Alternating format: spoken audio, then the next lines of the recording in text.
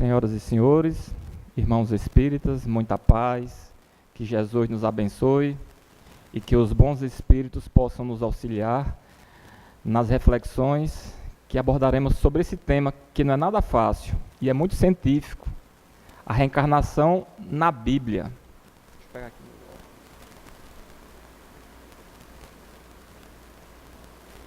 Quando eu fui fazer pesquisas para refletir junto à noite, eu primeiro peguei a Bíblia que estava guardada, e interessante que logo na capa, eu quando compro um livro, e essa Bíblia eu comprei, eu coloco a data e coloquei aqui embaixo. Aceitei Jesus na igreja na quarta-feira, dia 8 de outubro de 2008, na igreja Assembleia do Povo de Deus, porque eu era evangélico.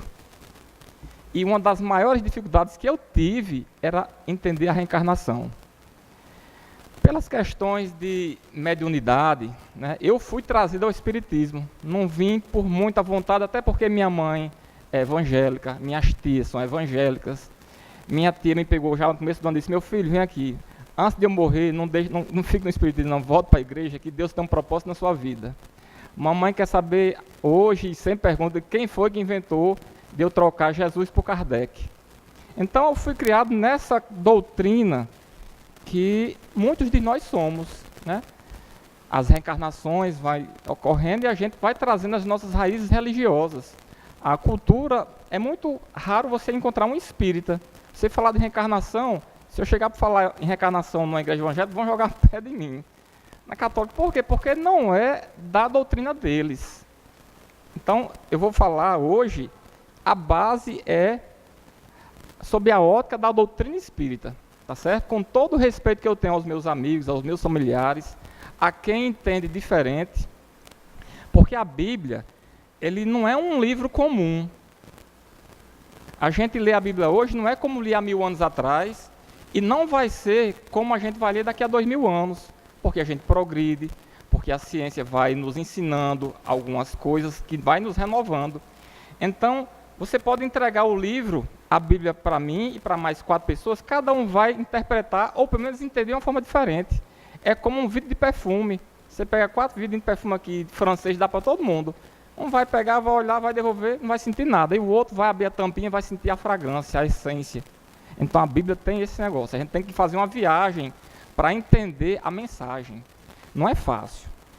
E muitas pessoas procuram o livro bíblico. É com certeza um dos livros mais vendidos e lidos na história da humanidade. E esses textos já foram bastante discutidos. Teologias foram criadas, igrejas foram erguidas, guerras foram travadas, muitas pessoas morreram em nome da Bíblia.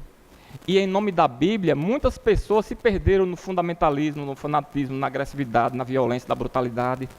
Teve tudo isso em nome da Bíblia. E Allan Kardec, quando estava trazendo para a gente o Livro dos Espíritos, ele fez uma pergunta das mais instigantes da história da religião. Ele perguntou na questão 621, onde está escrita a lei de Deus? Questão 621. Se você perguntasse isso a um muçulmano, ele diria que está no Alcorão. Se perguntasse a um judeu, ele diria que está na Torá. Se você perguntar a um protestante ou um católico, está aqui, na Bíblia. E os espíritos superiores, na questão 621, vai nos dizer que a lei de Deus está na consciência. Ou seja, leva-nos a refletir que quando Deus nos criou, Ele colocou a Bíblia dentro de nós, na nossa consciência. Todas as outras religiões se reportam como se a lei de Deus estivesse num livro, num texto, num pergaminho, algo externo, fora. E vem os Espíritos dizer que está dentro de nós, na nossa consciência. Ou seja, então leva-nos ainda a refletir que quando vamos ler a Bíblia, é apenas para lembrar o que já está dentro de nós, é para irrigar, desenvolver o que está dentro de nós. Não é uma busca para fora, é uma viagem para dentro. Porque o juiz agora vai ser a nossa consciência. Não é alguém que vai apontar o que é certo e errado, está dentro de nós. E existem pessoas que, devido ao seu estado evolutivo, né, pode matar outro, comer vivo, ir para casa, botar o travesseiro, dormir e dorme bem. E ronca, chega a baba. Porque é o estado de consciência. Você não pode exigir que um homem das cavernas ame sua esposa. Ele vai amar com uma paulada na cabeça. Mas quando a gente vai evoluindo, e às vezes a mãe dor nos convida a evoluir, porque a nossa fatalidade é a perfeição. Todos nós chegaremos à perfeição. Para vir ao centro espírita, a gente tem várias formas de vir. São opções que a gente tem, de carro, de moto, de bicicleta, a pé. E se demorar, vem um leão correndo atrás, você vem. Porque nos empurra, nos impulsiona a nossa perfeição. É lei do progresso. É uma das leis divinas. Então nós temos essa fonte de inspiração, porque também nos causa profunda admiração os textos bíblicos, mas para trazermos a reflexão sobre reencarnação, porque nem tudo está na Bíblia. Se você vai conversar com alguém de outra doutrina religiosa, está na Bíblia? Aí eu digo, tá não, o avião tá. Você voa de avião, você usa o celular, não está na Bíblia. Nem todas as leis naturais estão na Bíblia, porque a reencarnação é uma lei natural, como a lei da gravidade. Nem tudo está na Bíblia, porque muitas vezes se presume que a pessoa saiba.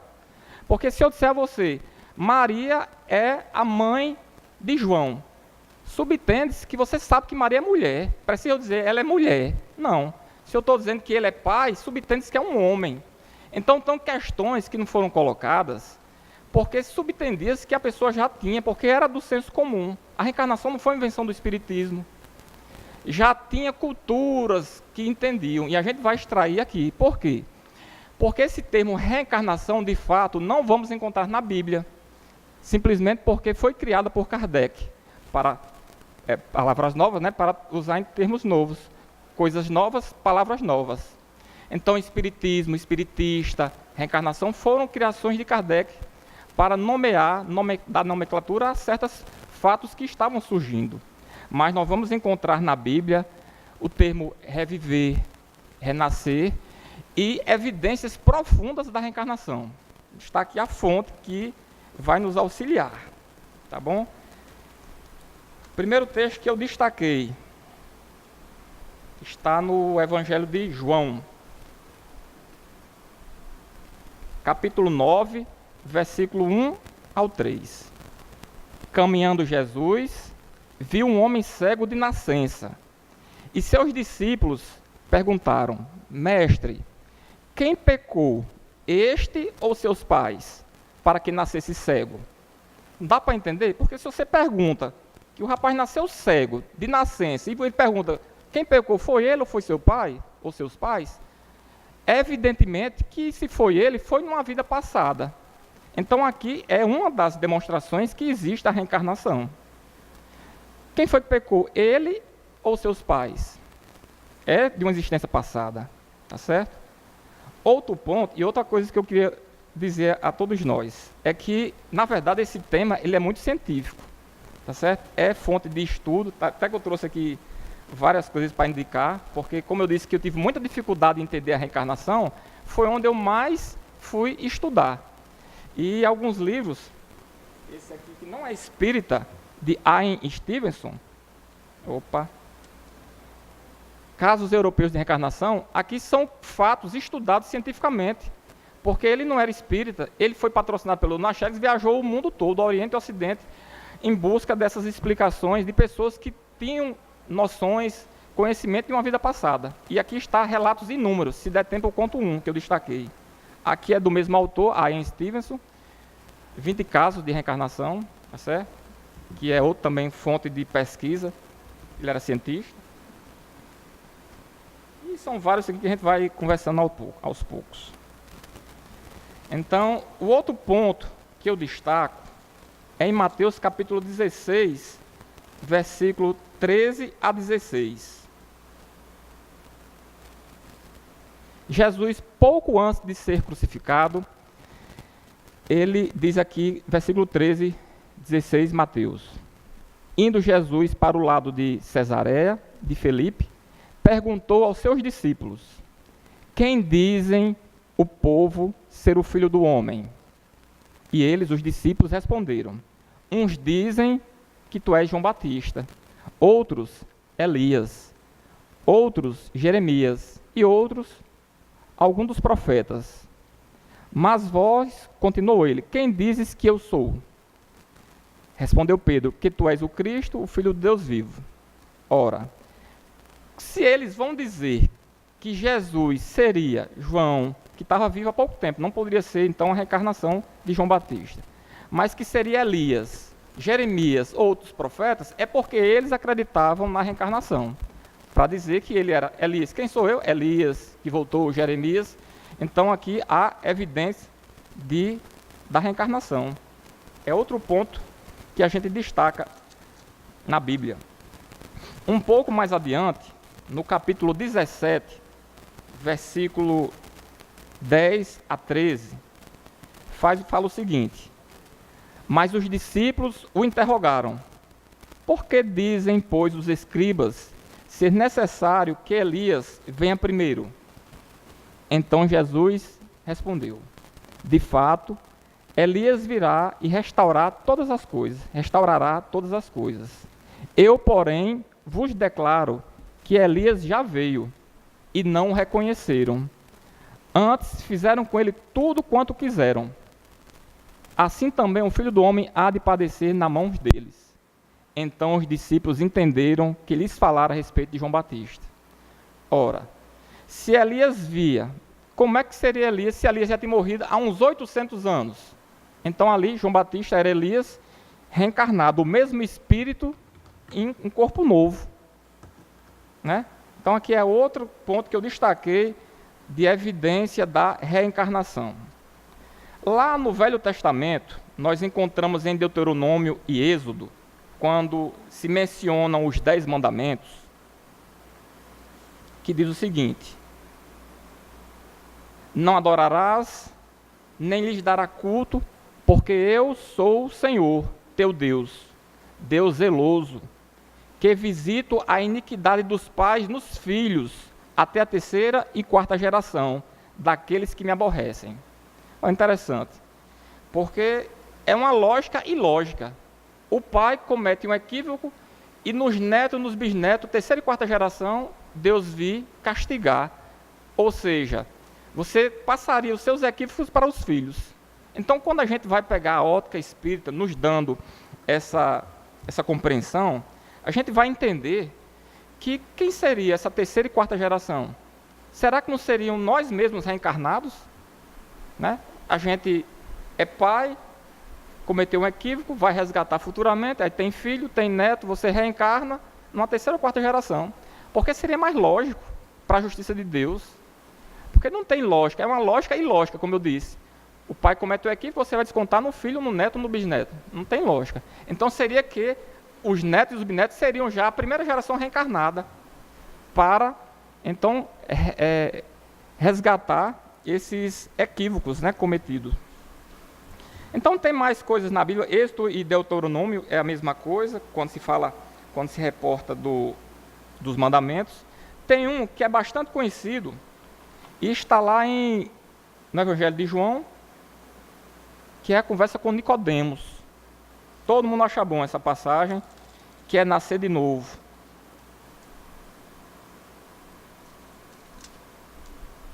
Ver se eu acho aqui. Vou puxar aqui. Capítulo 3 do Evangelho de João. Vou puxar para cá. Diz assim: havia entre os fariseus um homem chamado Nicodemos, um dos principais dos judeus, porque ele era um homem de fama, ele é conhecido, ele conhecia as religiões, a religião. Então este de noite foi ter com Jesus e lhe disse: Rabi, sabemos que és mestre, vindo da parte de Deus, porque ninguém pode fazer esses sinais que tu fazes se Deus não estiver com ele. A isto respondeu Jesus: em verdade te digo, que se alguém não nascer de novo, não pode ver, aí eu destaquei, o destaque meu, não pode ver o reino de Deus. Perguntou-lhe Nicodemos: como pode um homem nascer já sendo velho? pode porventura voltar ao ventre materno e nascer pela segunda vez? Jesus respondeu: em verdade te digo, quem não nascer da água e do Espírito não pode entrar no reino de Deus. Primeiro, se não nascer de novo, não pode ver o reino de Deus. E depois ele diz, quem não nascer da água e do Espírito não pode entrar no reino de Deus. A gente vai utilizar aqui um raciocínio que é de Haroldo Dutra. Quando ele fala sobre essa passagem, ele diz o seguinte, que, na verdade, o renascimento da água é a composição de um novo corpo. É nascer de novo, é reencarnar literalmente. Reencarnar. Só que você reencarnando, você não entra no reino de Deus. Você vê. Para entrar, você tem que renascer do Espírito. Tem que se transformar. É a grande mensagem do Evangelho. A reforma íntima, que o Espiritismo nos convida. Reforma moral, reforma íntima. Essa é a grande mensagem. Renascer da água e do Espírito, para poder entrar. Reencarnação, para progredir. E o Espírito renovar interiormente. Então, quando ele fala sobre renascer de novo, nascer de novo, né, é nesse prisma de que tem as oportunidades de reencarnar, mas o principal não é só reencarnar, é o espírito progredir, renascer em espírito.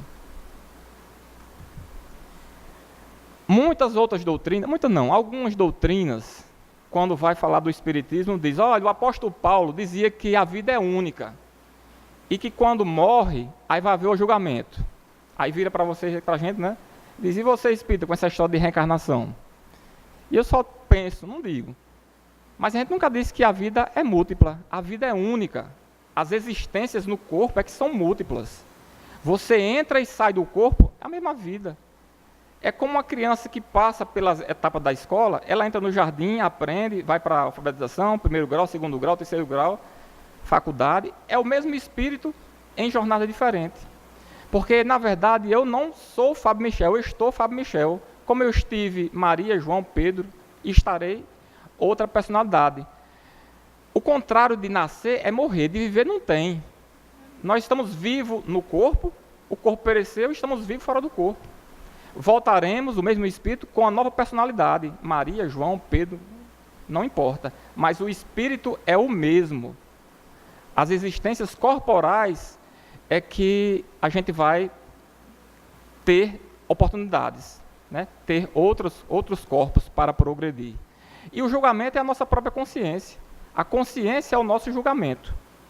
Então, cada vez que nós desencarnamos, nós vamos passar por esse momento de reflexão do que cometemos errado, porque temos que expiar.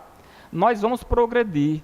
E muitas vezes é necessário que nós comecemos a agir hoje.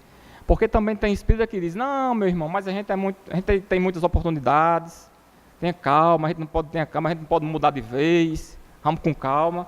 Mas a proposta do espiritismo é que a gente comece hoje, porque a gente vai evoluindo e muitas vezes nós perdemos as oportunidades e quando vai resgatar, às vezes é mais doloroso. Então o momento é agora, que a gente possa trabalhar para, né, alcançar voos maiores. E outros dizem o seguinte em relação ao batismo, que tem que depurar-se do pecado original, de Adão e Eva. Aí você pega o bebezinho, né? Antes era bem maior, aí depois passou com o tempo a batizar as crianças. Leva para algum tempo religioso, batiza, para depurar do pecado original. Mas a gente pergunta, e as pessoas que não foram batizadas? A minha filha não é batizada em igreja nenhuma. Será que ela pode pagar porque eu não batizei? Os índios vão para onde? Para o inferno? Não, para o limbo. Mas por quê? Porque às vezes eles nem conheciam Jesus. Os esquimós, que estão lá no gelo, não sabem de nada. Quer dizer que perdem a oportunidade. Então Jesus veio e levou o pecado de todo mundo. Daquelas pessoas, eu nomeei aqui vários. Canises, o rei dos persas, Júlio César, Nabucodonosor, Ciro, de uma crueldade inimaginável, que destruiu civilizações. Mas Jesus veio, levou o pecado de todo mundo, e eles foram para o céu. E agora, a partir de então, nós temos que se virar para resgatar os nossos débitos. Porque seria mais lógico que ele viesse antes de todo mundo e ensinasse quem cometesse os erros fosse reparar, mas não. Essas pessoas que destruíram civilizações, Jesus veio na cruz e levou os pecados de todo mundo. Como dizia minha avó, pisou na cabeça da cobra, já levou os nossos pecados Pronto, então a gente é para ter tudo. Mas não é bem assim. Porque a doutrina espírita, ela utiliza a razão para se ver essas questões. A lógica, o raciocínio, uma fé raciocinada, ciência, filosofia, é toda fundamentada. Não é creio porque creio, não, porque é assim. Não é dessa forma. A gente tem que utilizar o nosso raciocínio de acreditar porque eu acredito, porque tem lógica, porque a fé, ela não pode ser cega, se perder no fundamentalismo. Porque tem pessoas que, se você vai dar um livro, e foi assim comigo, quando eu peguei o livro O que é o Espiritismo para ler, foi o primeiro que eu li, eu me tornei espírita, e depois li o livro dos Espíritos. Então me emocionei demais, me empolguei, vi a vida tudo diferente, estava tudo brilhando, estava uma maravilha, oh, coisa boa. Peguei o mesmo livro, dei a meu pai, dei a minha irmã, esperei um mês, o povoleiro ficava do mesmo jeito. Eu digo, como é que pode um negócio desse? Ninguém se transformou igual a mim, mas é o momento, é o espírito que necessita. A gente não empurra livro de goela abaixo, e às vezes a gente quer. Porque quantos pais não criaram seus filhos na doutrina espírita e não estão aqui dentro? Maridos que vencem as esposas, né? Esposas que vencem os maridos, porque é o momento. Em outra oportunidade, Sueli Calda Schubert, foi feita essa pergunta, mas Sueli, por que essa doutrina é tão maravilhosa e o povo não quer vir para o centro espírita? Aí disse, meu filho, quando o espírito despertar, ele vai passando em frente à rua sozinho e vai querer entrar por conta própria. Não adianta forçar, porque não é o momento dela. É um estado de espírito. Você começa a ver diferente, começa a consciência tumultuar. Você tem que movimentar, porque senão você cai, você vai para o fundo do poço. Porque a consciência não deixa mais a gente mentir, não vai deixar mais a gente querer tirar proveito em cima de outro.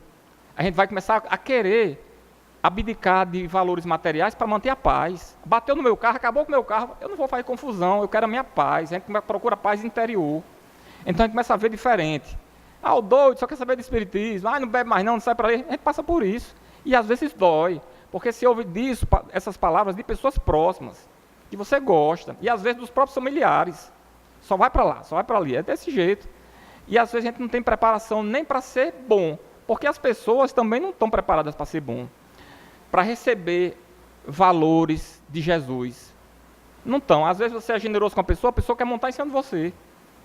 Você ser educado com a pessoa, parece que a pessoa tem o direito de fazer o que quiser com você, e não é assim. A gente tem que caminhar com Jesus, mas entendendo que a proposta é para nós. Que os outros, não importa. Se eles vão me falar mal de mim, não tem problema não. Pode falar. O problema sou eu e Jesus. A gente começa a ver diferente. Se fala bem, me elogia, termina a palestra, palestra bonita, não importa. Porque eu não sou o que vocês estão falando, eu sou o que eu sou. Não vou me impressionar com isso. Que não importa. Se falam mal de mim, pior para quem está falando. Se me odeiam, pior, porque a pessoa está doente. Agora, se sou eu que odeio, o doente sou eu. Se estão me perseguindo, pior para quem persegue. Mas se eu estou perseguindo, cuidado, é porque eu estou doente. Então a reencarnação vai nos mostrar que verdadeiramente é a misericórdia de Deus manifesta, que nos dá a oportunidade de reencontrar pessoas que agredimos no passado, numa proposta de reconciliação, de perdão, porque também as famílias não são só feitas de pessoas que se amam, não, são feitas de pessoas que têm problemas no passado, têm débitos no passado. Então é uma proposta de Deus, dos bons espíritos que se reúnem em família, nada melhor do que em família, para desenvolver o perdão, a reconciliação. Então, a família é um campo de trabalho perfeito. Aquela família, né, a ovelha negra é ele que merece mais amor, porque muitas vezes é ele que está necessitado espiritualmente, porque pode ser o rico da família materialmente, mas espiritualmente, às vezes, é o necessitado, que a gente tem que dar amor até doer, amor da pessoa pisar em cima da gente e a gente amando ainda. E a proposta de reencarnação nos ensina. Porque quem não já perguntou isso? Por quê? As pessoas boas sofrem tanto e os maus são tão felizes? Porque a vida é tão dura com aqueles que querem fazer o bem e é tão fácil para quem faz o mal. Filhos, né? Irmãos gêmeos, idênticos. Um é assim, o outro é degenerado, o belo e o feio. Por que isso? Né? Pessoas que nos amam, faz tudo pela gente e a gente não gosta da pessoa. E muitas vezes a pessoa não gosta da gente, nos maltrata e a gente adora aquela pessoa. A reencarnação é a resposta. A gente vai entender que na reencarnação, nós Somos a economia evolutiva. Somos hoje o que fizemos de nós no passado. E seremos amanhã o que fizermos de nós hoje. A Bíblia, como eu disse no início, ela está dentro de nós. A proposta é que a gente possa compreender com amor os diferentes. As dificuldades que nós temos, muitas vezes são também dos outros e a gente não compreende.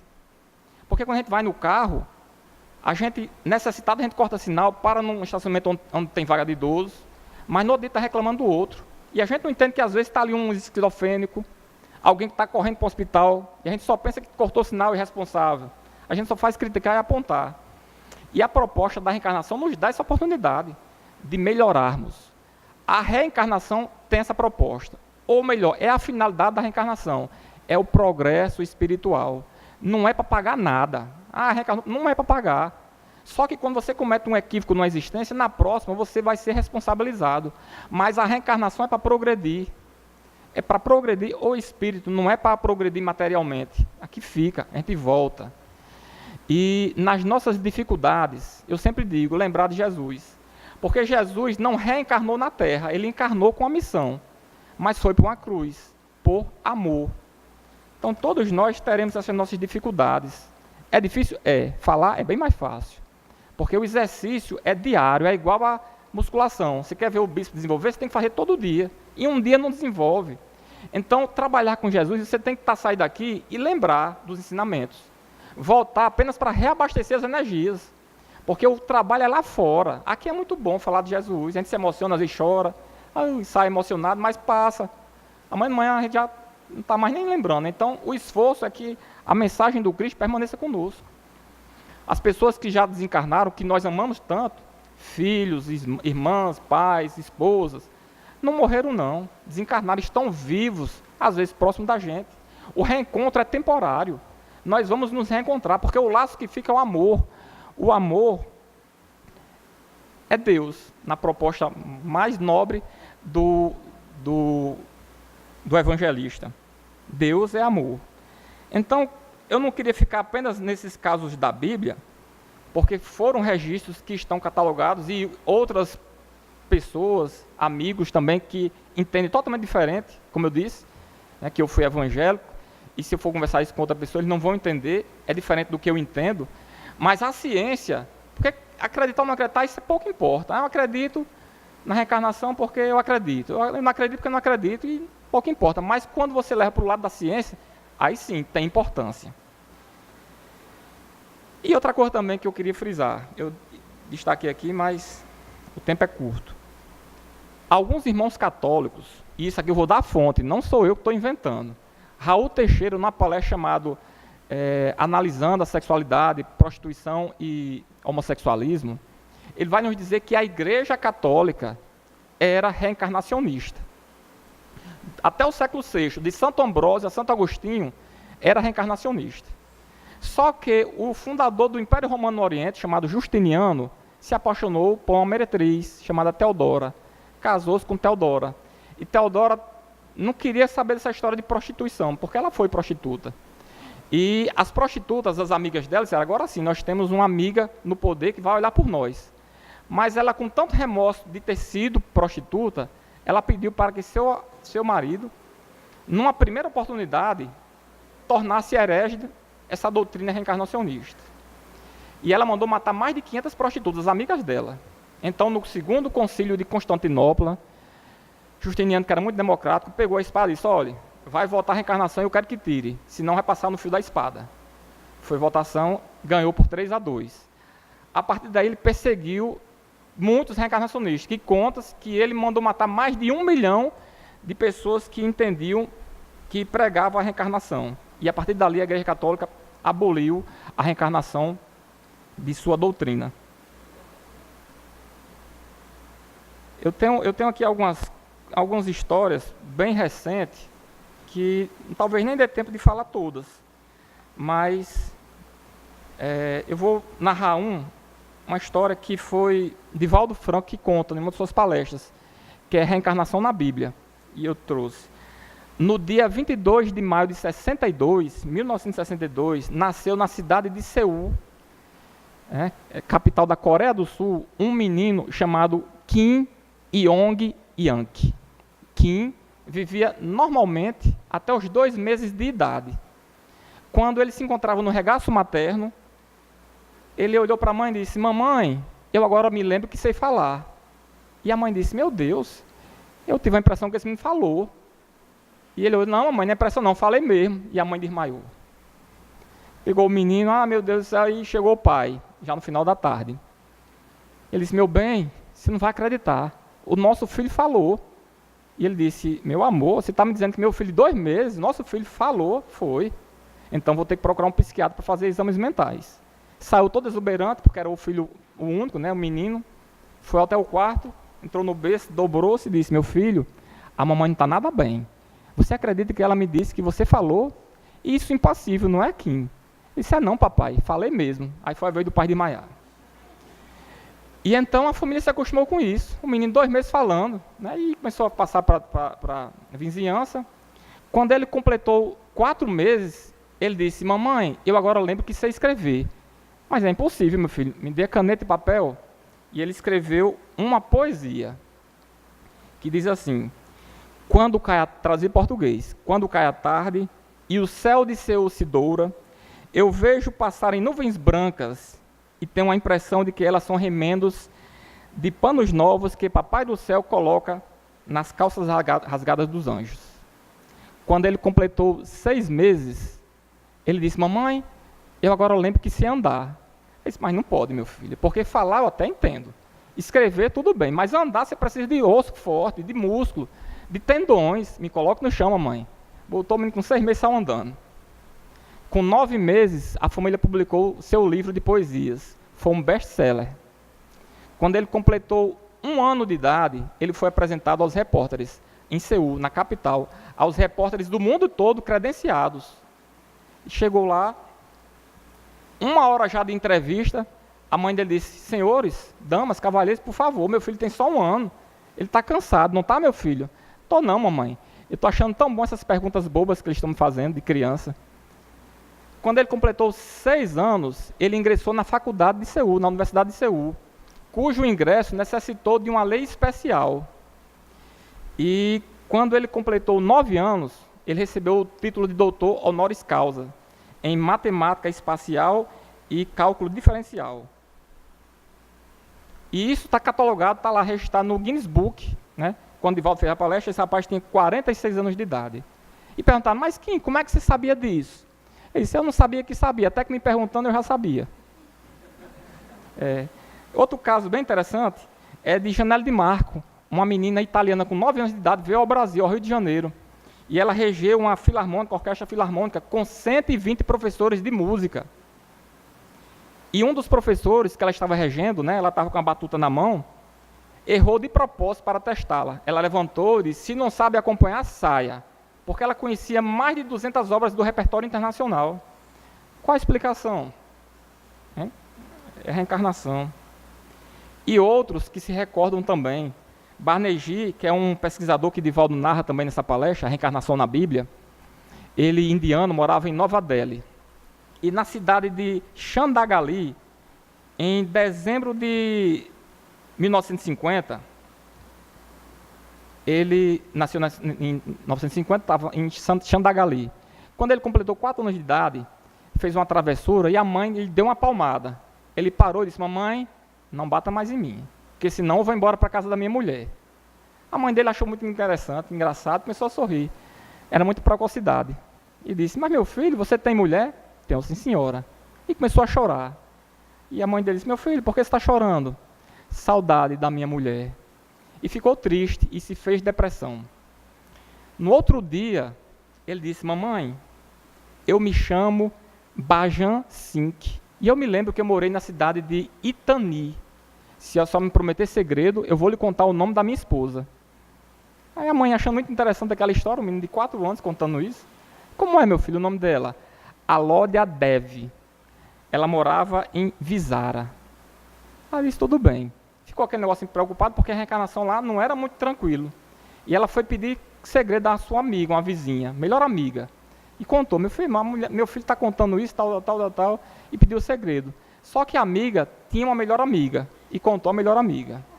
E a melhor amiga contou a melhor amiga, e contou e se espalhou por todo canto.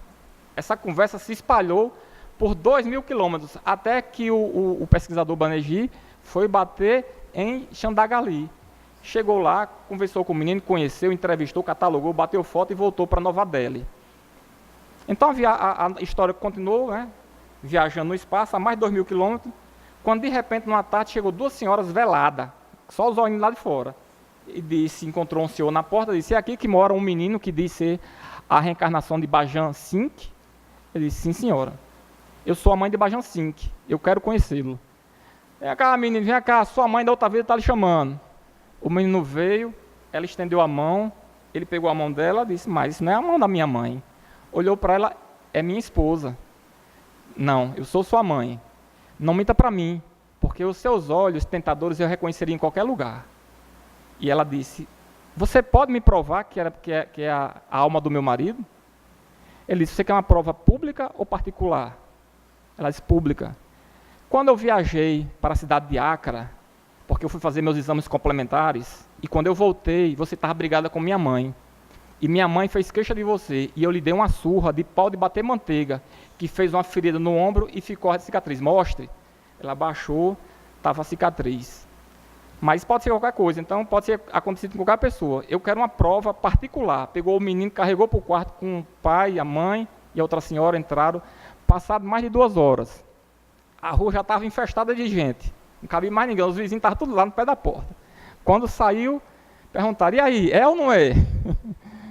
Disse: esse menino é a alma do meu marido, porque ele sabe as coisas íntimas. Porque na Índia, os segredos conjugais não se podia se dizer não.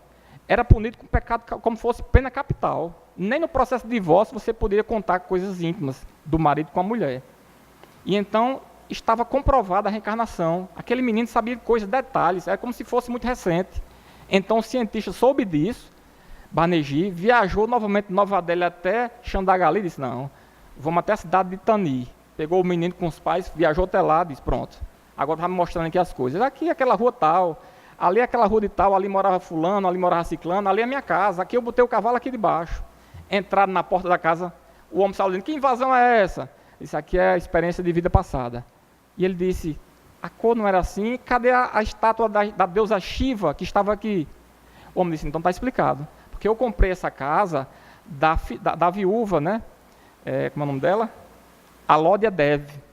E então eu mandei tirar porque não é da minha religião. E ele disse: e as moedinhas que estavam aqui embaixo? Ele disse: estava explicado, pegou o dinheiro e tem ficado com as moedas. Então, o que é isso? É prova científica catalogada da reencarnação. Nós vamos encontrar inúmeros casos de Ian Stevenson, que passou uma vida pesquisando inúmeros casos. Para indicar para ler, quem gosta desses casos, está aqui, esse aqui, Casos Europeus de Reencarnação, é perfeito. Tem muitos casos dessa forma, meninos que se lembram, com riquezas de detalhes. Então é a reencarnação que a doutrina espírita nos prega, porque não tem como fugir.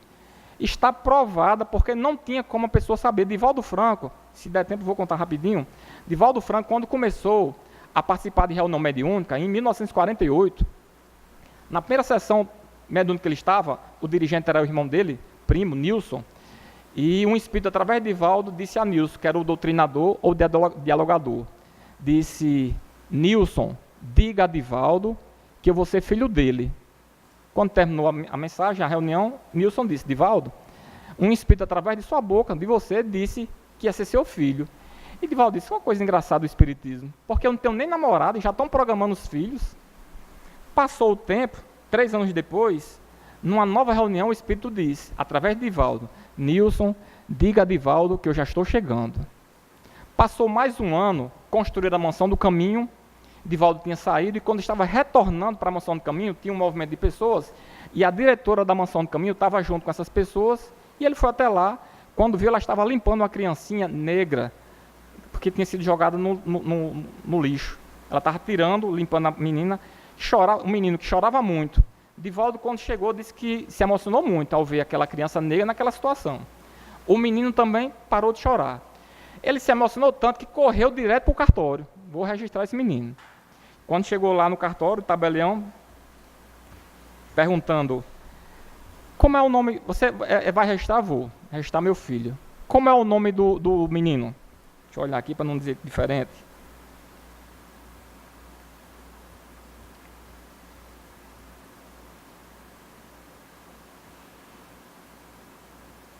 Jaguaraçu Pereira Franco. Começou a botar o nome do menino, Jaguaraçu Pereira Franco. O nome do pai, Divaldo Pereira Franco. O nome da mãe, ele disse, não tem mãe. Aí disse, é seu primeiro filho? É, sim senhor. Então você deve estar bastante nervoso. Vamos começar de novo. Como é o nome da criança? Jaguaraçu Pereira Franco. O nome do pai? Divaldo Pereira Franco. O nome da mãe? Nessa hora ele viu um espírito aparecendo. E ela disse, Divaldo, dê meu nome. Eu me chamo Alta de Souza. Eu desencarnei em 1901. Não vai ter problema. E ele disse, lembrei o nome da mãe. Alta de Souza. E registrou o nome com o nome do espírito. Quando o menino completou 4 anos, brincando com outras crianças, né, que Divaldo adotou muitas, registrou muitas naquele tempo. Hoje em dia é mais complicado você ir para a cartório e registrar. Eu acho que até crime. Com 4 anos, a criança brincando com outras, chegou para Divaldo e disse, Divaldo, tio, né, chamava de tio, eu não sou seu filho. As crianças não estão dizendo que eu não sou seu filho, porque eu sou negro, a sua cor é diferente. Ele disse, Jaguaraçu, mas que conversa é essa, meu filho? Você é negro, é pretinho, porque você nasceu à noite. A sua irmã, aí disse o nome Roberta, é morena porque nasceu de madrugada. E aquele seu amiguinho Pedro, ele é branquinho porque nasceu de meio-dia. Aí ele achou bom, sorriu. Aí olhou para Divaldo e disse, você se lembra que eu disse que ia ser seu filho? E Divaldo disse, mas menino, você nunca falou isso comigo. Onde foi que você disse isso? Naquele dia eu falei através da sua boca. Eu disse, Nilson, diga a Divaldo que eu vou ser seu filho. E Divaldo ficou pasmo. Ele disse, ficou pasmo porque nunca tinha associado que ele era aquele espírito que tinha dado comunicação, que iria reencarnar e ia ser filho dele. É a prova da reencarnação. O tempo é inimigo. Mas os casos de obsessão, que vem inúmeros espíritos contar, que estão ali perseguindo Chico, Pedro e João, por conta de dívidas do passado, problemas espirituais que ficaram no passado, e estão ali perseguindo, e a gente vê aquela pessoa obsidiada, o pobrezinho, porque na verdade é o verdugo, a vítima está lá do outro lado, né? Que na verdade todos dois são vítimas, mas há algo para ser restabelecido, e o amor, a proposta que o Espiritismo nos ensina, a reforma íntima, comove qualquer espírito que está, né, nesse estado de perseguição, e às vezes em desequilíbrio, muitas vezes em desequilíbrio. Então, são esses fatos que eu queria trazer. Como eu disse, não é uma palestra fácil, porque é científica, certo? Aceitei o convite do nosso irmão Couto, porque eu lembrei dessas minhas dificuldades de reencarnação no início. Então, meus irmãos, vou encerrar apenas dizendo o seguinte, que é na reencarnação que nós temos a oportunidade de reparar o que cometemos de equivocado no passado, os equívocos no passado, não importa o tamanho. É através dessa oportunidade que nós temos que nos esforçar para aproveitar. Amar aqueles que nos perseguem. E quando está dentro de casa, é o esforço maior ainda. Que possamos olhar diferente as pessoas, o mundo. Quando aparecer uma pessoa do nosso lado, eu sou bem casado, apareceu uma mulher dando cima de mim, eu digo, rapaz, eu sou feio, como é que tem alguma coisa? A gente tem que analisar as coisas. Porque quem tem a doutrina espírita, a codificação, o livro do Espírito, o livro do Médium, o Céu e o Inferno, a Gênesis e o Evangelho, ele começa a ver, enxergar o mundo de uma forma diferente, diferente das multidões. Carnaval, festa, bar, bebida, começa a ter um novo significado.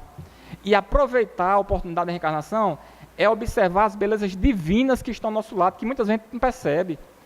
Quem num processo de um diagnóstico de um câncer, não diz, ai meu Deus, por que comigo? E se diz reencarnacionista. Quando na verdade deveria dizer assim, por que comigo não? Com os outros pode, comigo não? Né? Então vamos entender que a proposta de Deus, às vezes foge ao nosso parâmetro, nossa compreensão. É aceitar com resignação, amar a Deus e lembrar, nas dificuldades maior que posso passar. O mundo está se acabando, eu estou morrendo, está sem sentido a vida, lembrar de Jesus. Ele está ao seu lado lhe ouvindo. Nunca esquecer da presença do Mestre, porque por mais difícil que seja a situação, ele está ao nosso lado. E eu sou testemunha disso. Nos desesperos, porque a gente imagina que espírito não passa problema, que no trânsito não dá vontade de pegar o cabo e torcer para eu dar, mas a gente tem a obrigação de se esforçar, Porque o nosso ensinamento é o exemplo. Para filho, para irmão, para pai. É isso, é o exemplo que nós temos que dar. E o processo de reencarnação nos dá toda a oportunidade de progredirmos. Muita paz a todos. Se deixar, eu falo mais, mas vocês querem ir embora? Muita paz a todos, Deus nos abençoe.